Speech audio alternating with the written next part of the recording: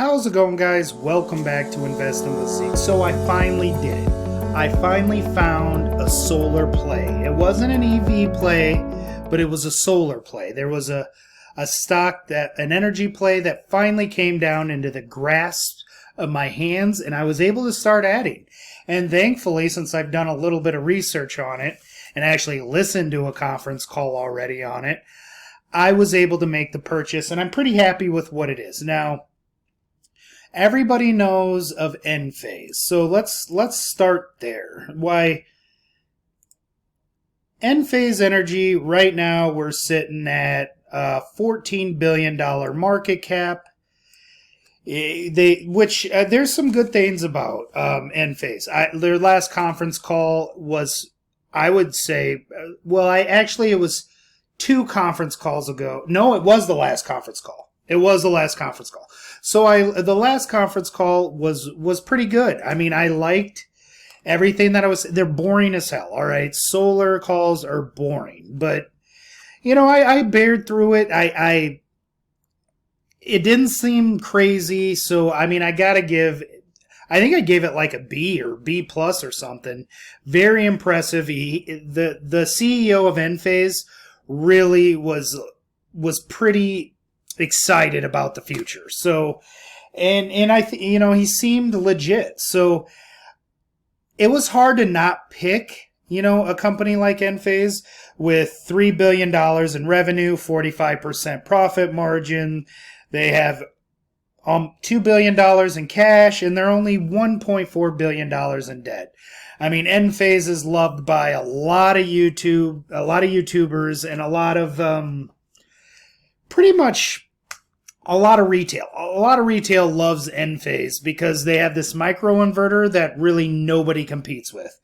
However, this company right here, Solaredge, is the company that I decided to run with. Now, why did I go with Solaredge? It is actually relatively simple. Like, the conference call I listened to was actually it was their last conference call.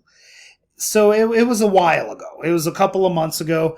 But the guy, Zavi Lando, let me make sure that's correct here.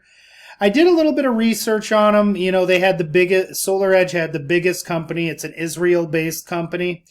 And he's been the CEO since 2020, I believe. So the stock has done very well during his time. It's now collapsing, of course, because interest rates, uncertainty in the election, because who knows? We might get a president that might hate solar, and that could really shoot this down another 20%. But I don't believe it would as much as it would in ENPH. I mean, like I said, ENPH, we're sitting at the $14 billion market cap. And, I mean, it brings in what? What did I have it bringing in? $3 billion? Well, guess what, guys? Solaredge might not have the flair, right? It might not have the fancy YouTubers behind it pushing it. And it might not have even the microinverters and the technology quite as an ENPH has. But, I mean, I gotta say, it's pretty comparable. If you just want to go off a number here. God damn, let me find it. So, $3.6 billion they do in sales. A 29% profit margin. That's ENPH is just killing them there. I get that. However, you want to know ENPH is propped up by a lot of smoke and mirrors. A lot of insiders are buying ENPH, especially right now, which is really hard to read the stock. I mean, same with Solaredge. Solaredge has more insiders buying. And not only that, they have a lot of institutional buying right now. It's just going crazy. And I've been actually starting to watch where smart money's going. I'm kind of taking that into account when I'm picking stocks. Solaredge, more insider buying, more institutional buying. And it's obvious why, because it only has a $3.5 billion market cap. where Enphase is sitting at 14 billion doing the same revenue. That's just insane. Now I get the whole 40. Okay, so Enphase only really caters to like really rich people. Like they don't have cheap stuff. Like Solaredge is willing to discount more, and morely because they don't really have the tech. And honestly, really, who middle class is really buying solar at this moment? I think that's going to change though. And when we start seeing more solar farms out, which Solaredge and Enphase own 80% of the solar market. So, I mean, it's not like Solaredge is nothing. I mean, it's right there, shoulder to shoulder with them. It just needs that boost in technology. I mean, we're sitting at what, 180% all time. When you go look at Enphase and you're sitting at 1,300% already, it's moved. That's just, I don't know if that's really worth it. Even having a strong CEO like they have. But also, I mean, we're buying Solaredge at COVID levels. This is when they were shutting down the world. We're getting to buy Solaredge. I'm able to get into the solar industry when it was practically down and out. And if something goes bad, real bad, we're going to drop what, to $40?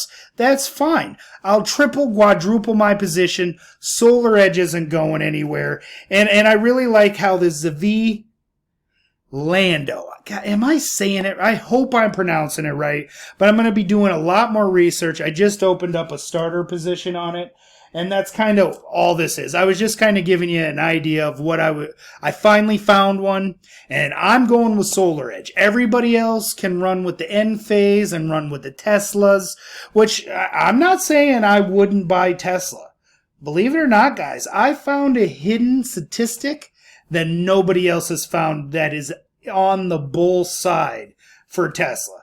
But I'm not going to reveal that secret until it hits my price point, which is, honestly, I mean, I'll probably buy Tesla if we get to the low hundreds, just like I've always said.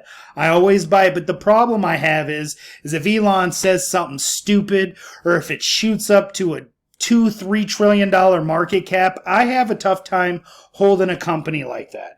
Where this, I mean, the setup even down to the stock price on Solaredge is just beautiful. $61 for a $3 billion market cap. Imagine if this had a $150 billion market cap. You know what I mean? Yes, it doesn't really matter. I understand that. But imagine how many times this would split and you would have just tons of shares if you started loading up on it now. And it does end up being the number 2 or 3 leader in the solar industry.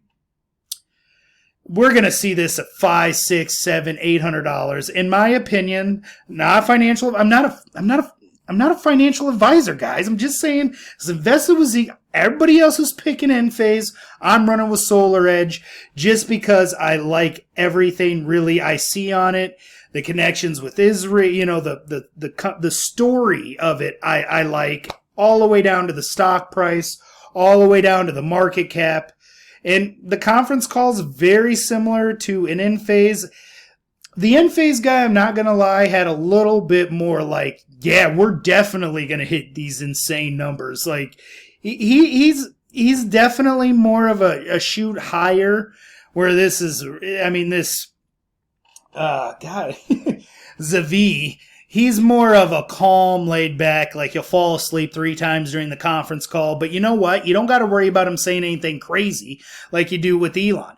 The Tesla, I would not be buying for the cars. And I sure the hell wouldn't. I sure in the hell wouldn't be buying Tesla for the robots. Are you kidding me? It's solar and solar only, energy, battery technology. That's where Tesla is going to be the leader in. The robot thing's crazy. And honestly, the car thing is starting to look a little crazy too.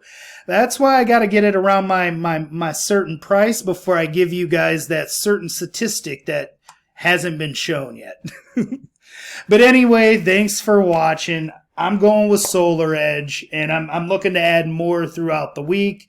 And if I find anything out more, I'll give you guys an update. But yeah, thanks for watching. Please like and subscribe, and I'll catch you on the next one.